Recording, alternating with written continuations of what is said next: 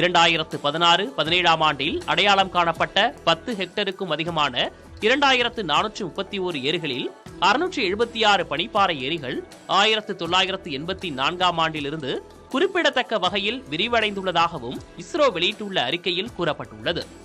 சிந்து, கங்கை, பிரம்மபுத்திரா நதிகளுக்கான மூலமாக விளங்கும் ஏரிகளின் பரப்பும் குறிப்பிடத்தக்க அளவு அதிகரித்துள்ளதாக இஸ்ரோ வெளியிட்டுள்ள அறிக்கையில் தெரியவந்திருக்கிறது.